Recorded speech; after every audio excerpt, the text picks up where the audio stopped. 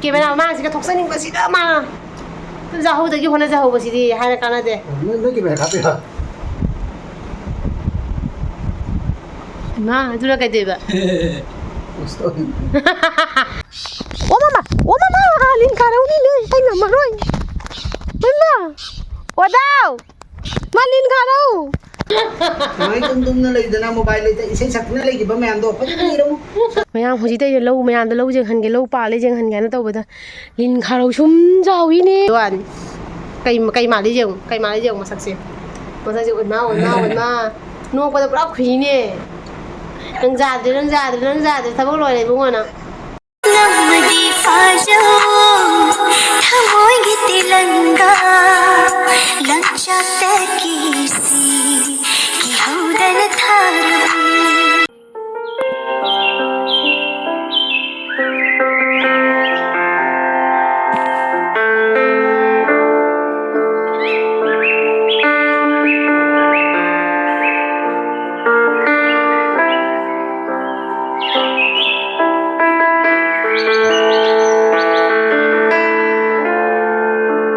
Mayam sida ngasi tarpon ahoban numini ko dudugi hoigi paipu ibudho ibok ko legidaba mayam dugi kattoini ko aduduna mafam khuding da su asmaina adum kanaramgani ado akhoi romdadi samaina tawraga soina ko haira singje soiraga kalle kwa dei kai dei loi soiba ko cheng thoiding leire tingthau leire paisa lupa ma leire lupa ma coinje matang jamna mathau tai ko lai gi keika tawbada ko aduga leisu leire aduga sida tulasi mana leire aduga kwapana soire aduga haira sina makhal manga ka tawre ko hoje koi dana kattoini pukri da ko aduga kana tawre hari puning yam nusida ngasi gi nimise ko si chana bine na tawre mise yam nusi bajani asomda khoida do khoigi ikuboki photo da kurami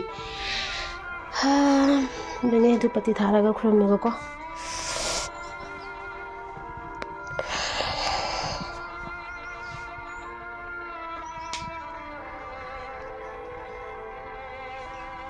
do koi kuboki photo do sita leire mayam ko inangi utedna mayam da do siga leire do kaiba hayeng se ngasi dinate ko koi kubuk lagi da base tarpon ni suba nimite kubuk se leita bane ba aduduna haidi kana tawre ba hayeng se sida macha ma thinbagi hanadi tawri ba ko ado phamon na sangmoy na moi sangmoy na ko do loiba nimite oina tawro haina loiba nimite thilo bugju janna bagyan na do hayeng thillaroi ado adune aduduna koi kuboki memory se gi video dam bole haudre jamna nuai haude ko adudogi ngasido koi pura emotional jamna oire natra aduna koi kubo ategi di photo leite ba ko koi boki pugi adai di koi gi kubo koi dagi mapan thauni ko koi dagi ma aseng ma panate mapan thauni do koi dana kon bani na ko koi mi kubo hai bani ko aduga koi dagi aseng ma pa koi kubok to ma gi su photo le haude dagi di koi gi pandau si gi ne ma gi ine bok to mai photo du su leiram bani du su kadom na leirano khangre ko jum je hongdo ko jin ga tawbada ko marang na idre adune koi kubo khaktang gi photo leiba gi ne koi nei kubo gi photo si da oina tawne khuram jare ba ko puna mapudi ningsanga ga ko adune do koi da huji se kana chatore pukri da ne chatore aduga koi da pukri da chalaga kana tawbo do yeminara se ma ha igu koi mamangi pukri sida oina kalani maningi pukri du yadre ba ising do mot pani ya mo le ba do mamangi sida oina kalani nusa yam sadore kharangan na tawge tawbado kharangan bado nangdre angangi exam su leiba abungi su leiba chathobi gi su yam do hona bada ko ngan baga ngamdre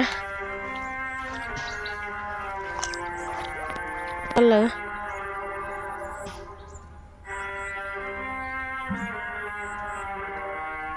zana kuram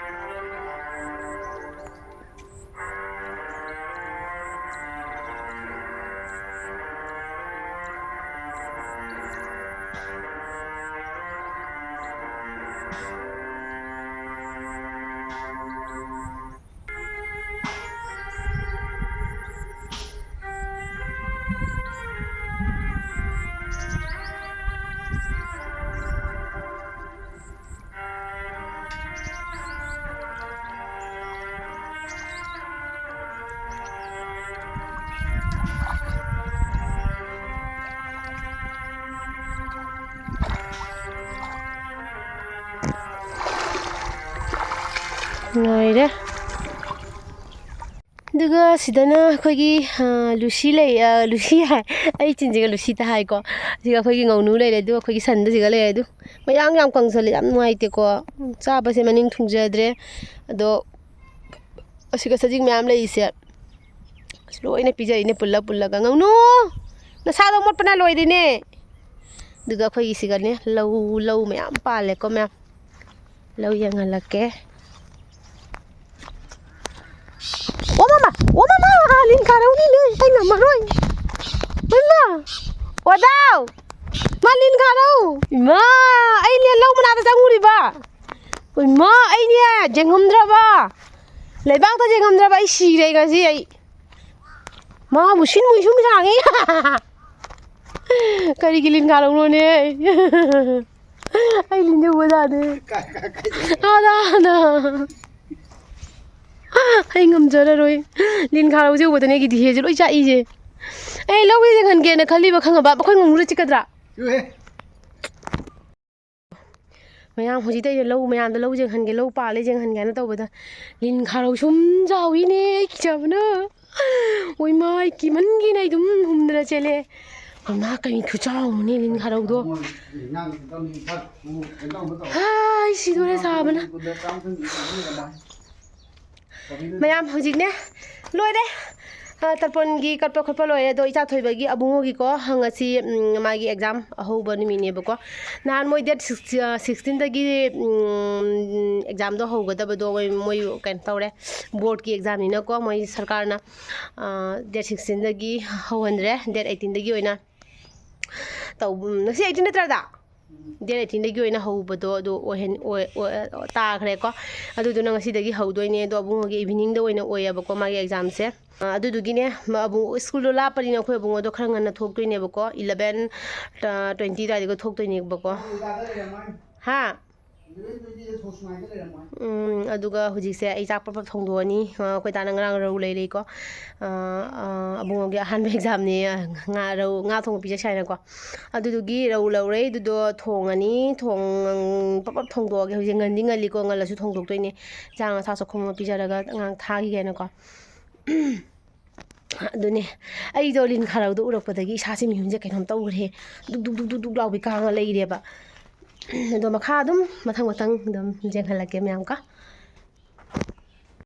ꯃꯌꯥꯝꯁꯤꯒ ꯉꯥ ꯂꯩꯔꯦ ꯔꯧ ꯑꯇꯥꯎꯕ ꯔꯧ ꯑꯇꯥꯎꯕꯒ ꯍꯥꯏꯖꯤꯜꯂꯛꯏꯁꯦ ꯔꯧꯁꯦ ꯉꯔꯥꯡ ꯀꯩꯅꯣ ꯇꯧꯔꯦ ꯆꯥꯝꯅ ꯂꯣꯏꯈ꯭ꯔꯦꯕꯀꯣ ꯅꯨꯡꯗꯥꯡꯗ ꯅꯣꯏ ꯐ꯭ꯔꯤꯖꯇ ꯊꯝꯃꯝꯃꯦ ꯑꯗꯣ ꯉꯁꯤꯗꯣ ꯊꯣꯡꯗꯣꯏꯅꯤ ꯑꯗꯣ ꯁꯤꯒꯩꯁꯤꯒ ꯑꯩ ꯈꯥꯡ ꯁꯥꯍꯜꯂꯦ ꯇꯥꯎꯕꯁꯤꯒ ꯂꯩꯔꯦ ꯉꯥꯁꯤꯡꯗꯣ ꯑꯗꯨꯒ ꯑꯁꯤꯗꯅ ꯃꯀꯣꯛ ꯃꯔꯨꯗꯣ ꯁꯤꯒ ꯂꯩꯔꯦ ꯑꯗꯣ ꯁꯤ ꯍꯥꯟꯅ ꯇꯥꯎꯕ ꯍꯧꯔꯒꯦꯀꯣ ꯊꯥꯎ ꯍꯥꯞꯄꯦ ꯍꯧꯖꯤꯛ ꯑꯗꯩꯗꯤꯅꯦ ꯑꯁꯤꯗꯅ ꯏꯟꯖꯥꯡ ꯁꯕꯖꯤ ꯁꯦꯝꯅ टमाटर आलू ने कारो ने सेमेको सेमगा लेरे अदगिदी स्क्वाश दसा कुससे असिजिमा चाक तंगानदोइनिको दो मथंग मथंग आइदुम तौरगा मथंग मथंग अदुम जेंगालके मयाम हिजांग थोंना लोइरे सुमाइना ओइरेको अदो अबुंगसु जत्तगी बतम जौसले अइसु थबक लोइसलिने ngसाइदगी जांग थोंगदि ngहा गोइरेबको लोइबा चांग थोंग मपुंग लोइ लोइरे चाकदि राइस कुकर दोइन थोंगरे अदो अबुंगो बिजरानी बिजरागा मा एग्जाम थाग्रानी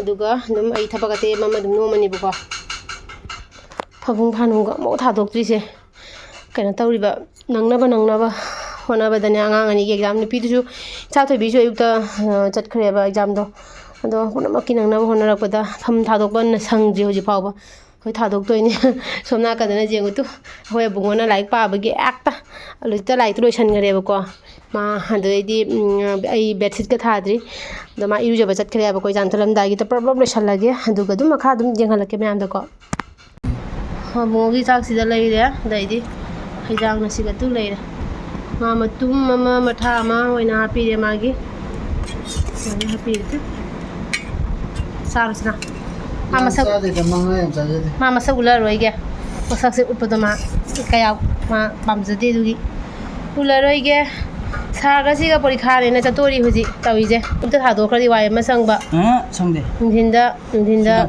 थाबै करबारजे तल्ले लाई पाव तो फंग चल परीक्षा पे थारा मुंगा ल तंगा थोंग जाथोगा खबा सिंगते ओदा कनु 친구로. 이징 불어. 나 프레스 이징 너 비비라고. 쌀. 우때 나 우때. 사바나 구사마. 하이나 까나데 ngasi 구사데. Mapana po tuyo di. Ato tamo ato si tap sila mi mapana na mani brabo na. Ang ubo gito. O abung di jaksari ma exam salam dagi ko. Adudo kena tau doi ne kai ba sam ga de hat re ngasi. Ha? Pung khang de kya na 11 tarang di rồi. Pro thong de eu tarang ngasi jak thong de ngana thong de tarpon tau bagi mama thabak loiraga ko adagi di chak thong de hana pro thong de bunga cha banang na bagi na adagi abunga chak thong na mu thabak chai ba myap sin mu loi na mu loi salle adagi di isa thobi mu jik so hale exam dagi hale aduna ha hong de da bunga som da chak sari bu ko sa ba ji ga mo ni exam ne je toi se nuai ta ba wa ni da abu really te nuai roi Aku dah. Kenapa jangan lagi macam kau lah? Tu. Pasal ni pada fikir anda bini bapa. Sebab tu. Kang. Jam hawa lah. Nangai tum na dai badoi bungo phajal charang. Phaba chindo nangai tum bada phaba me para me am do. Nangai tum na lai dana mobile lai ta isai sakna lai ba me am do phajal ni ro. Sakki be sai me am do phajal ro cha si Jangan. Sebab kan tak ada yang kang dia. Phasen again division da pass to dori. Aku dah sini ni kang mula. Hai dah ngang sing je kang bra. Nadi semacam tahu le bani man thagi jo kai tahu dana ne. Katu ka tau le bani do koi dana ngasi koi dana thila roi ngasi do auto ina ngang na gare ba ko auto do ina chalani ben de jatre ai ne ben do kana tau re ba kai ge re ayu ki angang sing gi pu ba do mu hanga na tau do problem do oi dai na koi dum auto ma di jab lo za re koi sa na ko aduna saro na saro ai ga thaba ka su de sa gi porikha moine exam tha ba se akoi program sa dra ko dogi ma tha su class to masana ta bani na ojiti metric ke exam ora koni na ko the exam sa ba do happy ali exam ji ju board gi lak to bina kamana bu lak to ba kamana bu tok doi ba na ko do ni moina to khang de ba khoina wari se moina khang de akoi ta mo si ga thabak suri Sanana nahan je ibai thabak sudra ba handa gae sanadu nabai thabak suri nabai thabak sunoi loi de chasma te pong chasma je ngalo ne chasma te ko tu khoja chasma je ngmayam chasma je lei jaba ngam jadre si phibam da si condition je ni ma thabak suri je mayam jeng biu diu jeng mangam libra ba ni thabak ja bandana ko jang ju ngam phang re Muri khumu ga fazadra langwa me yaw bani wa nati sakta ji di wa yeng zanin je makhata ba te kai no dum jeng hala ka hai be wan kai ma li jeng masak se ma no ko da pra khui ne rang ja de thabak loi le bu ngona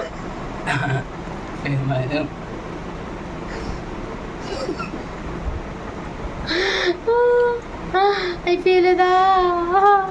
Tawag suro video ka na mo zapon natin mga daga camera ko sa luzaban natin.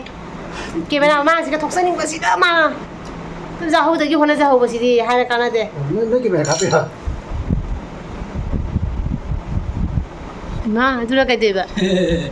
Posto. Dura ka pa ni post ka to. Kawai to deba. Oh, dumai na. Yeah. Aduna pesa kuli ro pesa jing aduna kada jing ba sini mo mapaning jangi ba taro na posto Majita poni sini kudon biu kana uli ba ye yohani singa ye